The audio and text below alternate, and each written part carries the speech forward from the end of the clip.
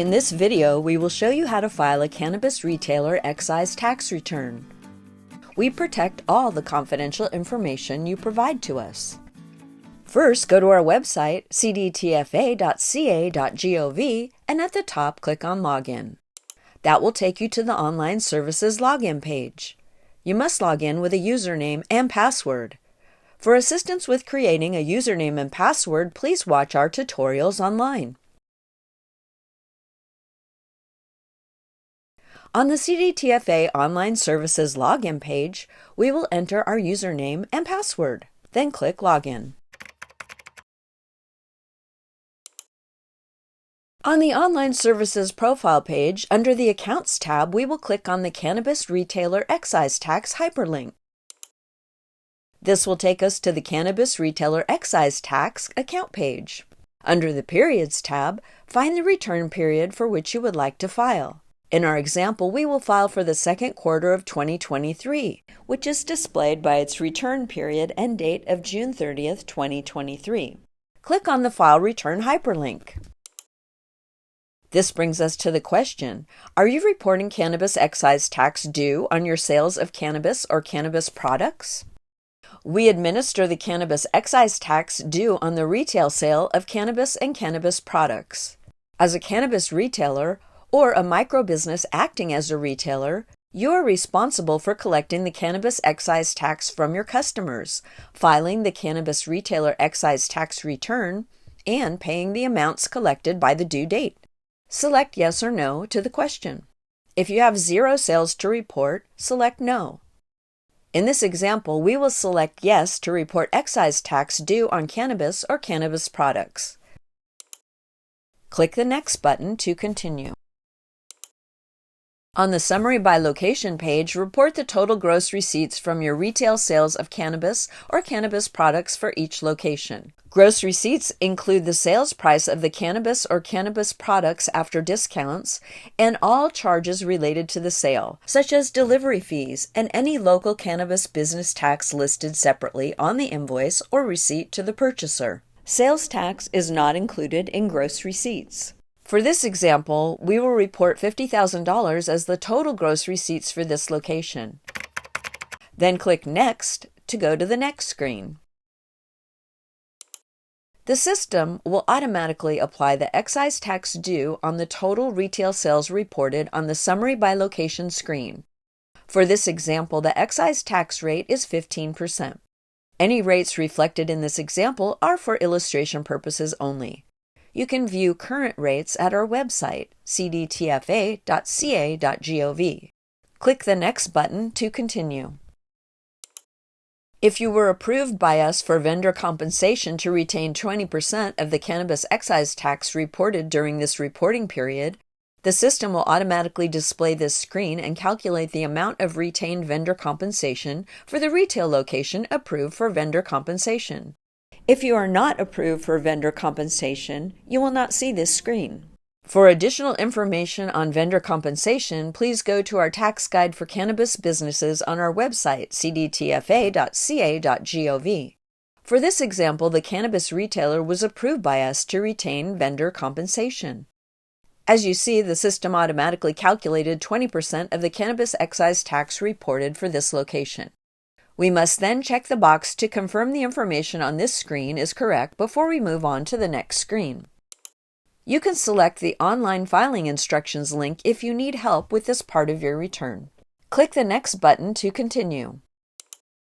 On the Excess Cannabis Excise Tax page, if you collected more cannabis excise tax from your customers than the calculated amount due, you must report and pay the excess amount to us.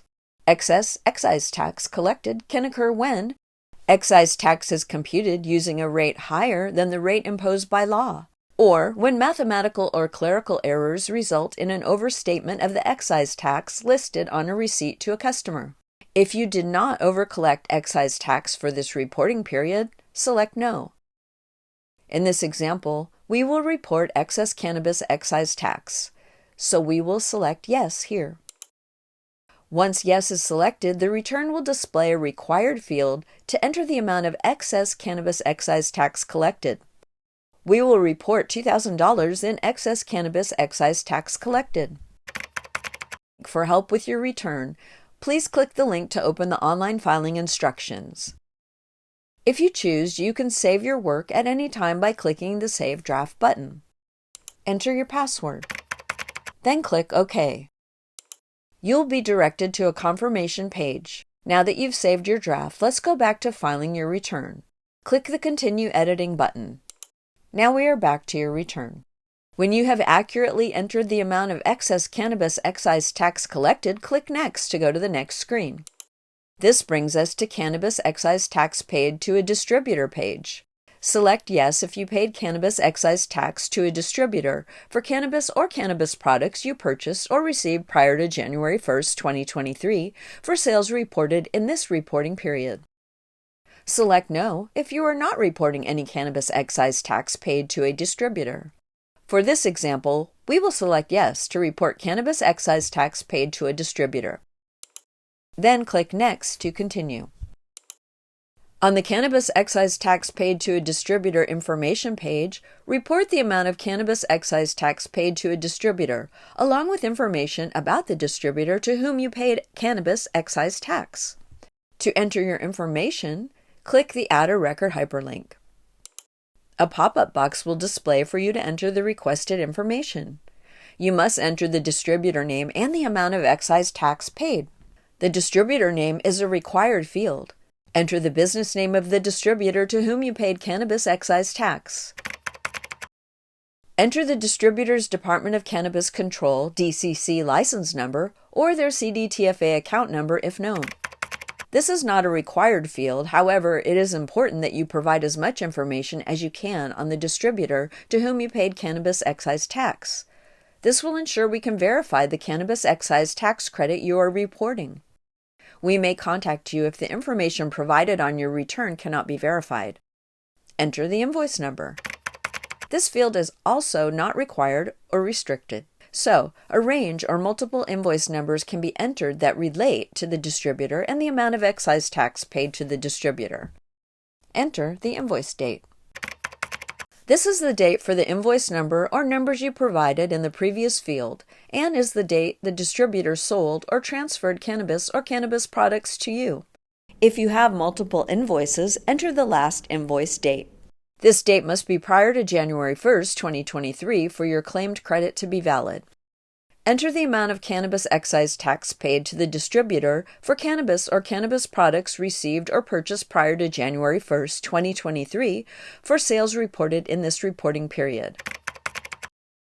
Once you input the required information, click the Add button to save the entry and return to the Cannabis Excise Tax Paid to a Distributor information page. If applicable, click the Add a Record hyperlink to add additional distributors. Click Next to continue to the next screen. Review the summary page. If you need to make an adjustment, click Previous. We will assess a 10% penalty for returns filed or payments made after the original due date. We will also assess an additional 50% penalty to the amount of tax due when cannabis excise tax is not paid by the due date. If the information displayed on the page is correct, click Next. On the Your Information page, review the pre-filled information and make changes if necessary. In this example, we are not a paid preparer and will select No. After you complete all required fields, click Submit. When you click Submit, a window will appear. Here you can confirm your intent to file electronically and that your return is true, correct, and complete. Please read this information carefully. Enter your password and click OK to submit. This page confirms you have filed a return. Please take note of your confirmation number and the total amount due. To print your submitted return, click on the Print Return button. To make an electronic payment, click on the Make a Payment button. To make a cash or check payment, click on the Print a Payment Voucher button. If you want to make a cash payment, you must contact your local CDTFA office for further instructions and to make an appointment. To find contact information for your local CDTFA office, go to cdtfa.ca.gov.